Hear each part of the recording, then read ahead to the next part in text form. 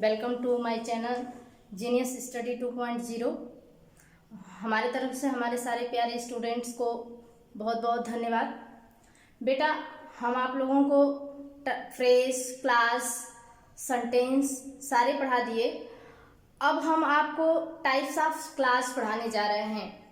हमको उम्मीद है कि आप लोगों को बेहतर समझ में आएगा और कुछ हम थोड़ा सा डीपली आपको समझाने की कोशिश कर रहे हैं। आज फिर हम टाइप्स ऑफ क्लास पे आ गए हैं, क्योंकि जब तक आप क्लास नहीं समझेंगे तब तक स्ट्रक्चर बेस्ड जो सेंटेंस के टाइप्स हैं वो आपको समझ में नहीं आएगा। तो हमको सेंटेंस के टाइप्स में स्ट्रक्चर्स बेस्ड सेंटेंस के टाइप्स को समझने के लिए सबसे पहले हमें टाइप ऑफ क्लास को समझना जरूरी है। इसलिए आज हम आपके लिए लेकर के आए हैं कि कितने प्रकार के क्लास होते हैं, उनकी सेंटेंस में क्या इम्पोर्टेंस होती है, वो सेंटेंस को बनाने में क्या भूमिका निभाते हैं, कैसे हमें ये इतने इम्पोर्टेंट टॉपिक को क्लियर करना है। आइए हम उसको देखते हैं। सबसे पहले हमने आपको पढ़ाया था what is the class. Class क्या होता है, एक बार हम आपको रिमाइंड करा लेते हैं। Class is a group of words, it's take a subject and predicate. Class क्या होता है, एक छोटे से शब्दों का समूह होता है जिसमें सब्जेक्ट होता है, वर्ब होता है, वो अपनी मीनिंग को क्लियर कर पाता है। वो अपनी मीनिंग को क्या करता है, क्लियर कर पाता है। जैसे हमने आपको दिया है, देखिए, a class is a group of words, it's take a subject and verb. Class वह छोटे से शब्द का समूह है जिसमें सब्जेक्ट भी होता है और वर्ब भी होता है। जैसे एग्जाम्पल में हम कह सकते हैं I can speak English. I can speak English, मैं क्या कर सकती हूँ, इंग्लिश बोल सकती हूँ। तो इसमें जो सब्जेक्ट आपका क्या हो गया, आई हो गया, स्पीक क्या हो गया, वर्ब हो गया। इस तरह से ये कंप्लीट एक छोटा सा क्लास बन जाता है। ठीक है, अब हम आपको ये कंफर्म कर चुके हैं कि क्लास क्या होता है। अब आपको ये बताना है कि टाइप्स ऑफ क्लास क्या होते हैं। आई होप स्टूडेंट आप ध्यान से मेरी बात को समझने की कोशिश करेंगे। एक बार देखिए, काइंड्स ऑफ क्लास, क्लास के प्रकार। क्लास बेसिकली आपके 3 टाइप्स के होते हैं। पहला होता है प्रिंसिपल क्लास। प्रिंसिपल क्लास को ही हम मेन क्लास और इंडिपेंडेंट क्लास भी कहते हैं। एक बार फिर सुन लीजिए, जो हमारा प्रिंसिपल क्लास होता है इसी को हम क्या कहते हैं, मेन क्लास या इंडिपेंडेंट क्लास भी कहते हैं। इसको अपनी मीनिंग देने के लिए किसी दूसरे सेंटेंस की जरूरत नहीं होती है, ये स्वयं में अपनी मीनिंगफुल सेंस को दे सकता है। जैसे एक डिफिनेशंस के माध्यम से आप इसे देख लीजिए। A class which take a main verb and gives the meaning on it's called the principal class. मतलब वह क्लास जो अपनी मीनिंग देने के लिए उसको एक मेन वर्ब की जरूरत होती है और वह मेन वर्ब के सहारे खुद का अपना स्वयं का जो है मीनिंगफुल सेंस क्या कर सकता है, दे सकता है। उसको मीनिंगफुल सेंस देने के लिए किसी दूसरे सेंटेंस पे वो डिपेंड नहीं होता है, वही होता है प्रिंसिपल क्लॉज। जैसे हम ये कह सकते हैं वी नो, हम जानते हैं। अब मान लीजिए हम जानते हैं, ये तो सेंस क्लियर दे रहा है ना, वी दे रेस्टेड, मतलब वो क्या आराम कर रहे हैं, ये सेंस क्लियर हो रहा है। इसको मीनिंग देने के लिए किसी और सेंटेंस की जरूरत नहीं है। आइए चलते हैं, हम देखते हैं दूसरे सेंटेंस के बारे में। दूसरा हमारा सेंटेंस है कोऑर्डिनेटिव क्लॉज। दूसरा हमारा क्या है,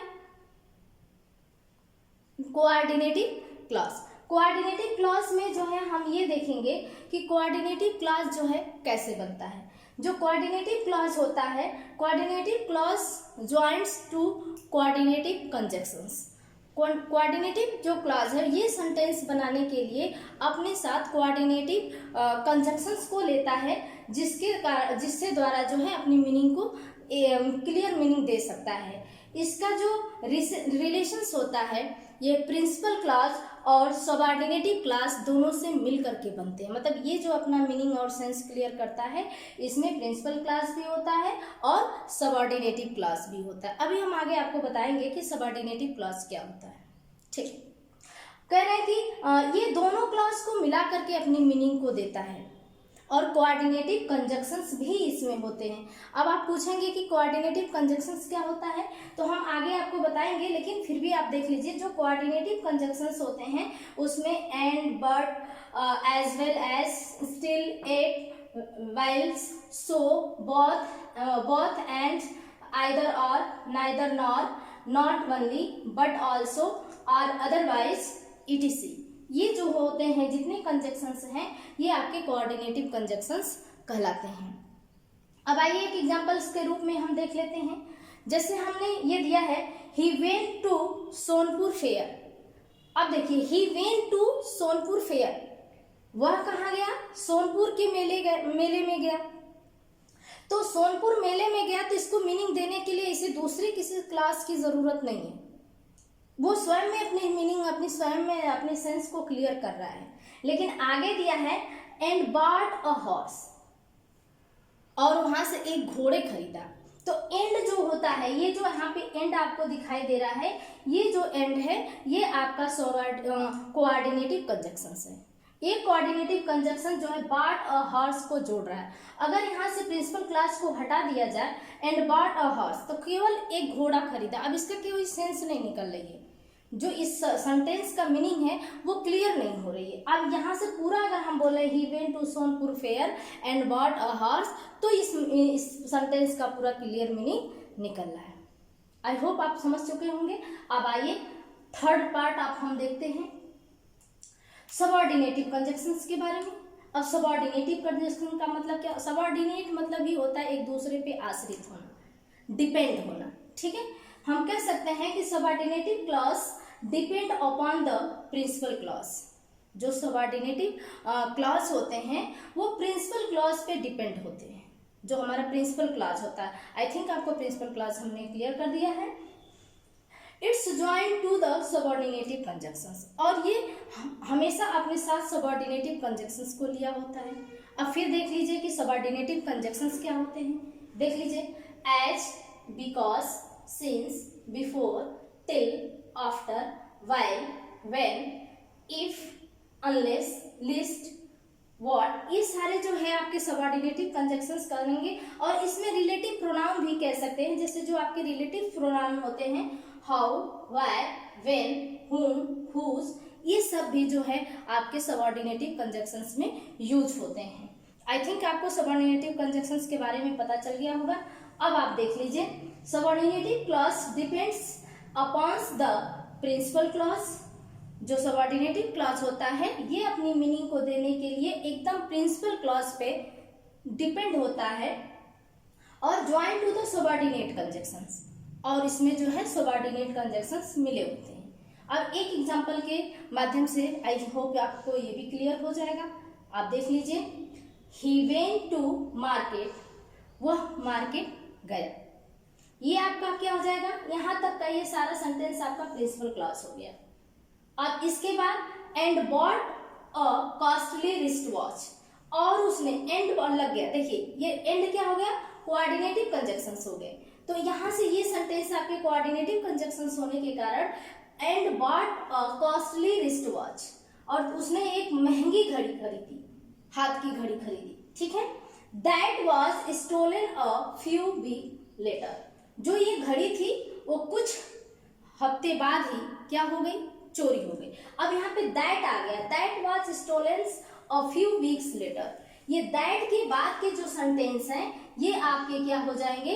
सबऑर्डिनेटिव कंजक्शंस। अगर यहाँ से ये that was stolen a few weeks later, इसकी कोई मीनिंग नहीं निकलेगी अगर इस सेंटेंस को हम हटा दें, प्रिंसिपल क्लॉज को हटा दें, कोऑर्डिनेटिव क्लॉज मतलब सेंटेंस को हटा दें यहाँ पे क्लॉज को, तो ये आपकी अपनी मीनिंग नहीं दे पाएगा। ये मीनिंग इसका तभी निकलेगा जब ये अपना प्रिंसिपल क्लॉज जो है अपनी सेंस को क्लियर करेगा। आई होप मेरे प्यारे बच्चों आपको समझ में आ गया होगा। एक बार फिर आपको हम रिमाइंड करा देते हैं, एक बार फिर आप देख लीजिए क्लास क्या क्या होता है। छोटे छोटे शब्दों का जो समूह होता है जिसमें सब्जेक्ट होते हैं, वर्ब होते हैं, सब्जेक्ट होता है, प्रेडिकेट होता है, वो आपका क्लास कहलाता है। आप इस तरह से भी कह सकते हैं subject plus predicate plus finite verb. Finite verb भी होता है, एक सब्जेक्ट होगा, एक प्रेडिकेट होगा, एक फाइनाइट वर्ब होगा, वो क्लास कहलाता है। अब फाइनाइट वर्ब क्या होता है?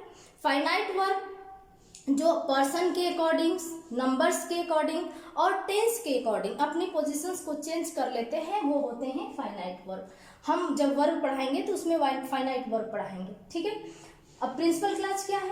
प्रिंसिपल क्लास वर्ब क्लास होता है जो अपनी मीनिंग को देने के लिए किसी दूसरे पे आधारित नहीं होता है, वह स्वयं में अपनी मीनिंगफुल सेंस को दे सकता है, ये होता है प्रिंसिपल क्लॉज। कोऑर्डिनेटिव क्लॉज क्या होता है? कोऑर्डिनेटिव क्लॉज वह क्लॉज होता है जो कोऑर्डिनेटिव कंजक्शन से जुड़ा होता है, जिसमें प्रिंसिपल क्लॉज और सबऑर्डिनेटिव क्लॉज दोनों होते हैं, वो होता है आपका कोऑर्डिनेटिव क्लॉज। अब सबऑर्डिनेटिव क्लॉजेस क्या होते हैं? सबऑर्डिनेटिव क्लॉज वो होते हैं जो सबऑर्डिनेट कंजक्शन से जुड़े होते हैं और ये इसको अपना अर्थ देने के लिए प्रिंसिपल क्लॉज पे डिपेंड होता है। ये अपना अर्थ किस पे देने के लिए डिपेंड होता है? प्रिंसिपल क्लॉज पे डिपेंड होता है। यही होता है आपका सबऑर्डिनेटिव कंजक्शंस। आई होप आप लोगों को अच्छे से समझ में आया होगा। अगली वीडियो में हम आपको फिर बताएंगे कि जो सबऑर्डिनेटिव कंजक्शंस होते हैं देयर आर 3 टाइप्स। अब इसके कौन से टाइप्स होते हैं ये हम आपको नेक्स्ट वीडियो में बताएंगे। तब तक के लिए धन्यवाद।